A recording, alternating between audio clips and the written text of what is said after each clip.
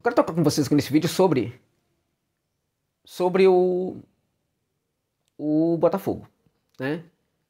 O Botafogo, eu fiz uma live ontem, inclusive, falando muito desse assunto. E eu tô falando aqui do Botafogo porque eu fui um dos entusiastas, isso mesmo, da chegada do Bruno Lage ao Botafogo.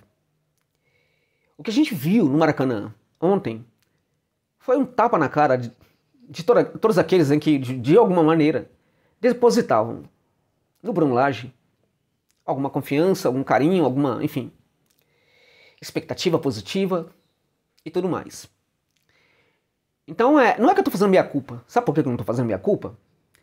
Não é porque eu não reconheço possíveis erros, não é isso. É porque a minha análise, ela não foi futurológica, não foi uma análise em nenhum momento em que eu falei, ele vai dar muito certo, vai ser o grande técnico e tudo mais do Botafogo e tudo mais. Eu até sugeri que poderia dar muito certo, mas a análise, ela foi feita como tem de ser, diante do que foi a vida, a história desse técnico antes de chegar ao Botafogo.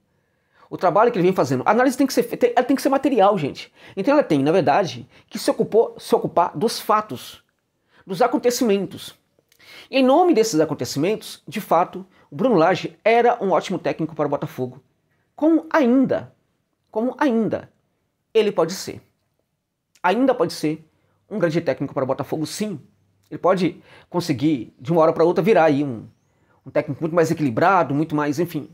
É difícil a gente imaginar isso quando a gente olha para essa equipe. Lembremos, contudo, que o próprio trairão lá, que eu não vou falar o nome aqui, que ele não merece, ele ficou muito tempo dando errado, né? Num certo momento ele passou a dar certo. Então o que ocorre é o seguinte, o que está acontecendo no Botafogo? Vamos lá. E com o Bruno Lage, vamos lá.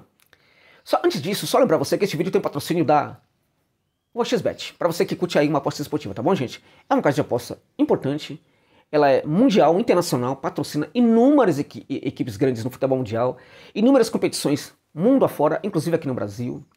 É tida lá na Europa como a casa de aposta mais confiável do mundo, né? Não fica te enrolando, não suspende placares nos acréscimos ali dos jogos, né? Não suspende mercados, né? Entrega rapidamente os seus lucros, sem nenhuma burocracia, a OneXBet. Ela é uma gigante que trata você como um consumidor e não apenas como um mero apostador qualquer. Então se você curte uma aposta esportiva, essa dica é para você. Se liga no link que está na descrição do vídeo e no comentário fixado para você se cadastrar na OneXBet, mas por gentileza coloque também o código promocional OneXJosa, que é para falar para eles por que você chegou lá no canal, lá na casa de aposta, e também para que você, caso queira, dobre o valor do seu primeiro depósito. Ah, Josa, mas eu já sou inscrito. Você que não é inscrito, se liga lá, faça aquilo que eu estou falando, é uma sugestão minha aí, importante e vai ajudar aqui no canal. Né? Não esqueça o código promocional OneXJosa. Mas se você já é inscrito também, então tanto você que não é inscrito quer se inscrever, como você que já é inscrito, né, usando meu link, pensem e considerem duas grandes situações legais, duas grandes dicas. Primeira, Napoli contra Real Madrid.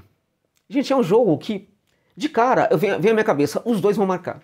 Mas se os dois vão marcar, eu sempre vou na aposta segura. Então coloca que vai ser no mínimo 2 gols. 2 gols no mínimo. Você pode colocar vitória do Real, vitória e tal, mas na minha opinião, essa é a dica legal aí e de ouro para você. A outra dica é Fortaleza contra Corinthians. Fortaleza vai jogar o jogo da sua história, da sua vida. Acho muito importante você considerar a possibilidade de ir no Fortaleza ou empate nessa partida aí. São as duas dicas que eu dou pra você, portanto, se liga lá na OneXBet, essa é a dica que eu dou pra você aí, tá bom? Se inscreva lá por gentileza, coloca o código promocional OneXJosa. Vamos lá. O que o Bruno Lage fez ontem foi assustador. A equipe já não tá conseguindo jogar, né? A equipe tá com problema de variação do jogo. A equipe tem dificuldade nessa transição do campo de defesa para o campo de ataque. A equipe tem pensado muito o jogo a partir da volância, né? E quando isso não acontece, a gente percebe uma sobrecarga sobre o Carlos Eduardo, que tampouco está conseguindo jogar tão bem como estava jogando anteriormente. A gente percebe que as escolhas do técnico não têm sido as melhores, as alterações nem sempre resultam em algo positivo, né? Assim como também algumas escalações. Então, há um problema, Botafogo, que o rendimento não é o mesmo de antes. Além disso, há um problema de confiança no Botafogo, que também não é a mesma de anteriormente. Havia uma autoestima na equipe e havia um grande protagonismo exercido dentro de campo a partir de uma percepção de que o adversário não iria lhe causar algum tipo de dano. Mesmo em partidas em que o Botafogo sofria muito, a gente tinha ali uma expectativa de que a equipe ou poderia não sofrer gols, ou que pelo menos faria um gol. O que aconteceu, por exemplo, naquela partida complicadíssima do Glorioso contra o Grêmio, né, em que a equipe do Botafogo conseguiu vencer. O Grêmio sofrendo muito naquela partida. Aquele Botafogo era muito diferente do Botafogo de hoje. Diante do Goiás, o que a gente viu, na verdade, foi uma cena de horror, que o Goiás, no primeiro tempo, mandou completamente na partida, e no segundo tempo, ainda que jogando bem, se deparou com o Botafogo, que lembrou, de certa forma, aquele Botafogo do primeiro turno, do seu momento áureo do primeiro turno. Né? E aí bastou isso para que o Botafogo conseguisse pelo menos empatar e poder até mesmo chegar à vitória. O Goiás em nenhum momento jogou mal. Jogou bem no primeiro tempo, jogou bem no segundo tempo. Agora, mesmo ele jogando bem, o Botafogo se impôs no segundo tempo. Por quê? Porque a imposição do Goiás, tendo o controle do jogo no primeiro tempo, aconteceu porque o Botafogo não apresentou ali no Engenhão o seu protagonismo. Não executou seu protagonismo, não mostrou que era dono do ambiente, não conseguiu se conectar com a sua torcida que lotou o Engenho de dentro, o Engenhão ali para apoiar a equipe. Então o Botafogo não conseguiu ser protagonista e foi, na verdade, controlado no primeiro tempo pelo Goiás. Agora, de onde vem esse controle todo? Bom, gente, o problema do jogo do Botafogo passava muito pelo fato de que não tinha muita variação, o jogo não estava acontecendo, a equipe está pedindo, na verdade, intervenção do seu técnico, e o seu técnico está falhando miseravelmente. Não é isso? Então, não somente está falhando porque ele não encontra soluções, mas também na leitura do que pode ser uma possível solução. Então, quando ele resolveu fazer algo diferente, ele resolveu ser o professor Pardal do mal. Né? Então ele me tira o melhor atacante do futebol brasileiro neste momento, nesse campeonato brasileiro, coloca no banco e coloca o imóvel Diego Costa para jogar como titular. É inacreditável. Aí banca Gabriel Pires, né? Coloca o Gabriel Pires, puxa o Tietchan ali para a lateral. Né? É inacreditável, gente. Inacreditável. E vou contar para você um negócio, até revoltante. Né? Porque veja, a SAF me compra um jogador, por exemplo, como Adamo. Ele não coloca para jogar nunca. A SAF me compra um lateral, né? E aí o Ponte, ele não dá oportunidade para esse garoto.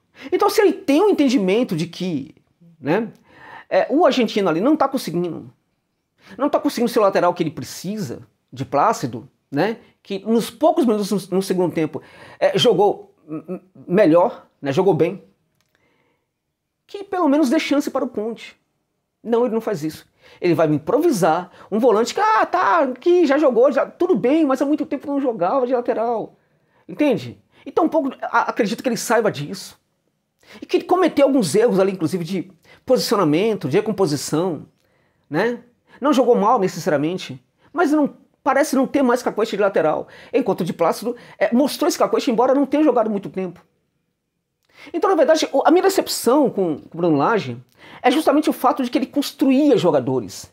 Ele buscava soluções, ele gostava de jogador jovem, ele olhava na cara do jogador, dava essa confiança para o jogador, colocava para jogar. Ele fez isso com muita gente no Benfica, até mesmo quando ele tinha jogadores muito mais aí, famosos e veteranos. Agora, ele deixou de fazer isso no Botafogo. Ele está no Botafogo praticando o mesmo tipo de serviço que um técnico brasileiro qualquer costuma praticar. Se é para ser assim, qual é a lógica de nós termos um técnico estrangeiro aqui numa equipe brasileira? Entende? Então, cara, parou de bancar as novidades, parou de construir sua equipe, se acomodou, tá medroso, né, conservador. É lamentável o que está acontecendo com esse técnico. E é assustador porque eu conheço esse técnico profundamente, meus amigos. Profundamente. Eu estudei vários jogos dele quando ele estava no time B do Benfica. E eu assisti todos os jogos do Benfica. Todos os jogos do Benfica eu assisti.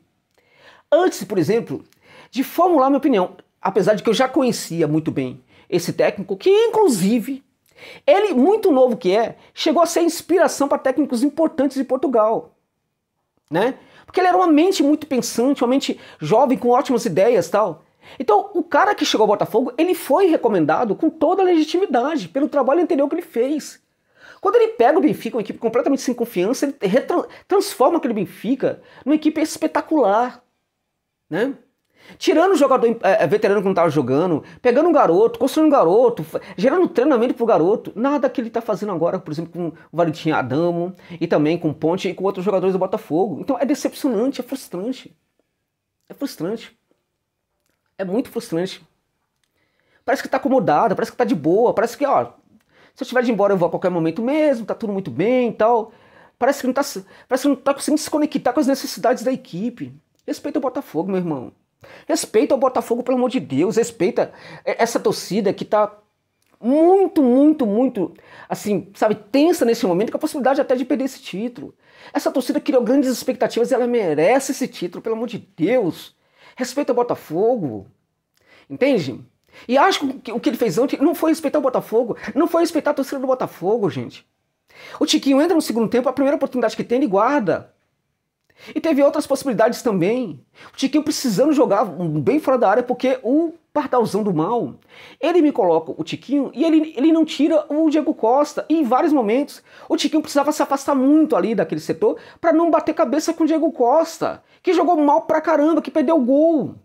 Que perdeu o gol que não deveria perder. Que o gol que ele perdeu mostra que talvez ele não seja mais mesmo esse jogador tão importante do passado.